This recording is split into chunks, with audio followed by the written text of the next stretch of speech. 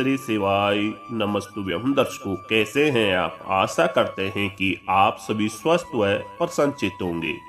प्यारे दर्शकों, एक बार फिर से आपका बहुत बहुत स्वागत है धर्म ज्ञान यूट्यूब चैनल पर। दर्शकों, एक छोटी सी आशा के साथ इस चैनल की शुरुआत की गई है। भारतीय धर्म के प्रचार प्रसार के लिए इस चैनल की शुरुआत की गई है। आशा करते हैं कि आप सभी धर्म प्रेमी बंधुओं का पूरा साथ व सहयोग मिलेगा। जो दर्शक चैनल पर नए जुड़े हैं, चैनल को सब्सक्राइब कर लीजिए ताकि हमारे द्वारा धर्म शास्त्रों की दी हुई जानकारी आप तक समय समय पर पहुंचती रहे। साथ ही साथ बेल आइकन को ऑन जरूर कर लेना है ताकि समय पर आपको जानकारी प्राप्त हो जाए और आप उस जानकारी का पूरा फायदा उठा सके। तो प्यारे दर्शकों, आज की जानकारी आपके लिए बहुत रोचक व फायदेमंद होने वाली है, इसलिए इस जानकारी को पूरी और अंत तक आपको सुनना है, क्योंकि दर्शकों इस जानकारी में हमारे जीवन की एक बहुत बड़ी सीख हमें दी गई है। दर्शकों, टिहरी और माता सीता की कहानी, जैसा कि आपने शीर्षक में देखा है। दर्शकों, यह कहानी, यह प्रसंग बड़ा ही रोचक है। इसको सुनने के बाद में आपके घर में किसी भी प्रकार की गृह क्लेश और लड़ाई झगड़े नहीं होंगे।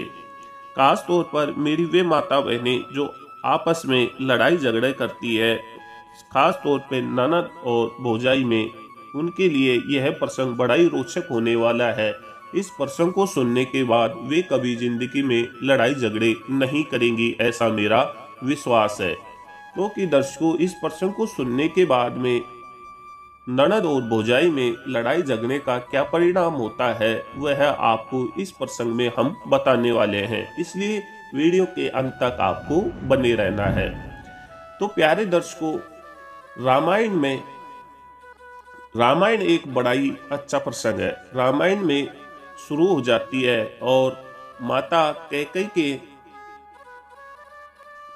कहने पर महाराज दशरथ जी है जो भगवान राम को 14 वर्ष का वनवास दे देते हैं, और 14 वर्ष के वनवास में उनके साथ भैया लक्ष्मण और माता सीता भी भगवान राम के साथ 14 वर्ष वनवास के लिए निकल जाते हैं। तो दर्शकों, वनवास में जाने के पश्चात वह पंचकुटी में जाके भगवान राम और माता सीता ठहर जाती है। साथ ही साथ उनके साथ भैया लक्ष्मण भी रहते हैं। दर्शकों, वहां से ही इस प्रसंग का शुरुआत होता है। दर्शकों, पंचकुटी में एक दिन है जो शूर्पणखा घूमती घूमती आ जाती है और भगवान राम पे उनकी नजर पड़ जाती है। प्यारे दर्शकों, भगवान राम पे जैसे ही उनकी नजर पड़ती है तो शूर्पणखा के मन में एक चेष्टा उत्पन्न होती है और वह यह सोचती है कि इतना सुंदर पुरुष अगर मेरे साथ सहवास कर ले तो मेरा जीवन धन्य हो जाए, और मेरा इससे विवाह हो जाए तो मैं धन्य हो जाऊंगी। तो प्यारे दर्शकों, इस तरह का मन में उसके अंदर बाहु आ जाता है। लेकिन जैसे ही उसकी नजर माता सीता पे पड़ती है तो उसका मन दुखी हो जाता है और वह सोचती है कि यह नारी तो शायद ये इतने सुंदर पुरुष की ही होगी। क्यों ना मैं इसको मार दूं, मृत्युलोक पहुंचा दूं और इस पुरुष से मैं विवाह कर लूं। दर्शकों, इस प्रकार की मन में चेष्टा करके वह माता सीता की तरफ बढ़ने लगती है। लेकिन दर्शकों, भैया लक्ष्मण है जो उनकी सेवा में हमेशा तत्पर रहते हैं।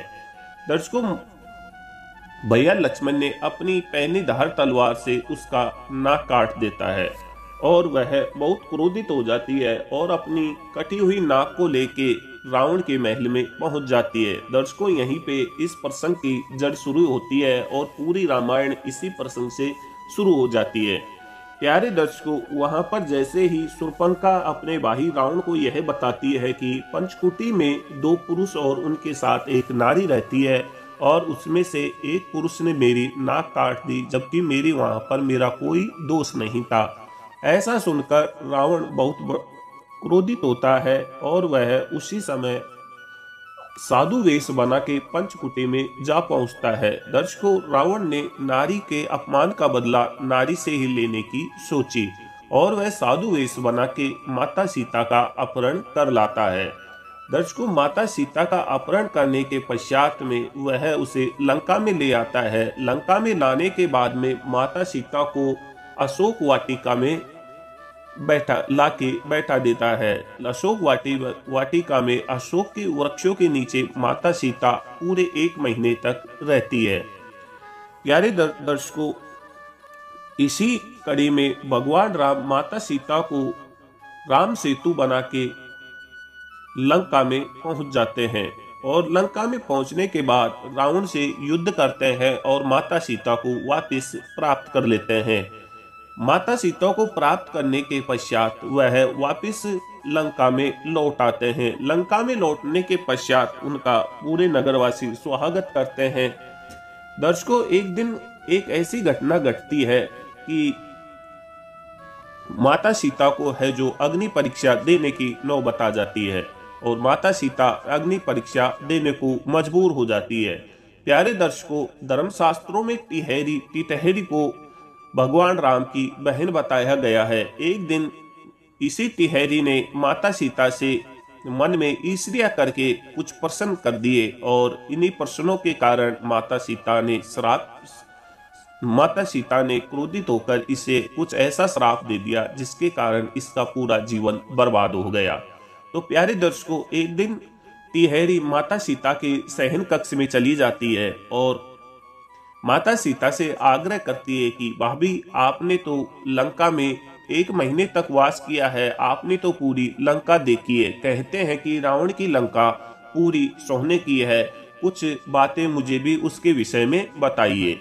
तब माता सीता कहती है कि टिटहरी, मैं ना तो लंका में घूमी हूँ, मैं तो सिर्फ अशोक वाटिका में अपना 1 महीने का निवास किया है और पुरुषोत्तम श्री राम जी का मैंने हमेशा माला जपती रही हूँ, मैंने पूरी लंका नहीं देखी है। तब टिटहरी के कई बार आग्रह करने के पश्चात वह कहती है कि भाभी, मुझे किसी भी प्रकार से लंका के विषय में कुछ भी जानकारी बताइए। तब माता सीता कहती है कि मैं ऐसे तो आपको कुछ नहीं बता सकती, हाँ मैं काल्पनिक और दूर से देखी हुई लंका की मैं कुछ छवि आपको बना के बता सकती हूँ। तब दर्शकों, क्या होता है कि माता सीता ने एक गोबर की लंका बना के टिटहरी को बता दी। जैसे टिटहरी ने उस गोबर की लंका को देखा तो वह उसके मन में ईर्ष्या भाव आ गया और मन में एक चेष्टा पैदा हो गई। वह माता कौशल्या के पास जाती है और कहती है कि माँ, अब भाभी भैया के लायक नहीं रही है, उसने तो पूरी लंका में घूमा है, विचरण किया है और रावण के साथ में शायद ये है रही भी होगी, क्यों ना इसकी अग्नि परीक्षा ली जाए। ऐसी बात सुनकर माता कौशल्या है जो भगवान राम से बात करती है और कहती है कि पुत्र, अब सीता तुम्हारे लायक नहीं रही है, तुम्हारा विवाह अन्य स्त्री से कर दिया जाएगा।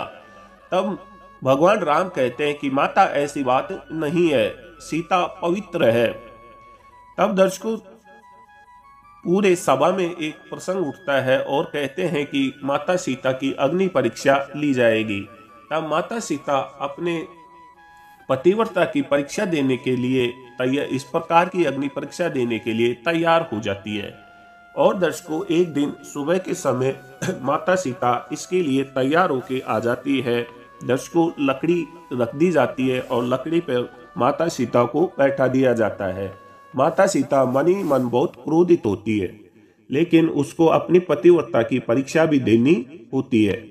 दर्शकों, एक दिन क्या होता है, माता सीता बैठ जाती है और बैठने के पश्चात वह अग्निदेव से प्रार्थना करती है कि हे अग्निदेव, अगर मैंने किसी भी जीवन में मेरे पति के सिवा किसी और पुरुष का अगर मन में ख्याल भी किया हो तो आप मुझे जला दीजिए। ऐसा कह के वह अग्निदेव से अग्नि प्रकट करने के लिए कहती है।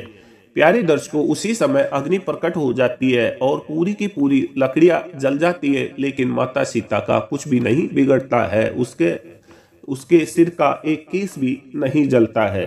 तब माता सीता अपनी परीक्षा में पास हो जाती है। लेकिन दर्शकों, इस परीक्षा से माता सीता बहुत ही व्याकुल और क्रोधित होती है और वह कहती है कि आप सभी ने मेरी पतिव्रता की परीक्षा ली है और अब मैं भी पतिव्रता की परीक्षा लेने वाली हूँ। उसने कहा कि मैं 1 महीने तक अशोक वाटिका में रही और इसी अशोक वाटिका में रहने के पश्चात मेरा पुरुषोत्तम राम से नाता टूट गया था। मैं कैसे विश्वास कर लूं पुरुषोत्तम राम ने किसी अन्य नारी के साथ सहवास नहीं किया या अन्य नारी को नहीं देखा। तो मुझे भी भगवान राम की परीक्षा लेनी है। दर्शकों, वह ऐसा कह के धरती माता से आग्रह करती है कि मुझे अपनी शरण में ले लीजिए, और भगवान राम को भी ऐसी ही अग्नि परीक्षा का श्राप मैं देती हूँ। और वह माता सीता धरती माता की कोख में समा जाती है और भगवान राम अकेले रह जाते हैं। भगवान राम बहुत दुखी होते हैं। साथ ही साथ उसने टिहरी को एक श्राप भी दिया कि सभी जानवर है जो पेड़ और वृक्षों पर रहेंगे। साथ ही साथ तुमने जिस चेष्टा और जिस ईश्वरिया के साथ भगवान राम पुरुषोत्तम राम से, मेरे पति से मुझे बिछाड़ा है, तो तुम भी हमेशा के लिए है जो इस धरती पर ही नीचे अकेले डोलती रहोगी, और सभी जानवर है जो वृक्षों पर रहेंगे। साथ ही साथ तुम अपना प्रजनन भी है जो धरती पर ही करोगी। ऐसा श्राप माता सीता ने टिहरी को दे दिया। दर्शकों, उस समय की बात है और आज की बात है। टिहरी कभी वृक्ष पर नहीं बैठती है और अपना प्रजनन भी वह धरती पर ही करती है। तो प्यारे दर्शकों, इस पूरी प्रसंग से हमें सीख मिलती है कि हमें कभी भी परिवार में किसी प्रकार का लड़ाई झगड़ा नहीं करना है। दर्शकों, अगर हमारे घर में बड़ी भाभी है तो उसको हमें माँ के समान समझना है। साथ ही साथ छोटी भाभी को हमें अपनी छोटी बहन के समान समझना है। कभी भी उनसे लड़ाई झगड़ा नहीं करना है। दर्शकों, आपने देखा कि लड़ाई झगड़ा और गृह क्लेश का क्या परिणाम होता है। दर्शकों, इससे बना बनाया घर बिगड़ जाता है, घर बिखर जाता है। इसलिए दर्शकों, हमें जीवन में कभी भी किसी प्रकार का आपसी झगड़ा नहीं करना है, और ननद भौजाई को खास तौर पे किसी भी प्रकार का इस सीख के बाद में झगड़ा नहीं करना है। नहीं तो दर्शकों, परिणाम आपने सामने देखा है। तो प्यारे दर्शकों, आज की जानकारी आपको कैसी लगी हमें कमेंट्स करके बता दीजिए। साथ ही साथ इस जानकारी को लाइक और शेयर जरूर कर दीजिए। तो मिलते हैं दर्शकों एक और नई जानकारी के साथ। तब तक के लिए जय श्री राधे, जय श्री श्याम।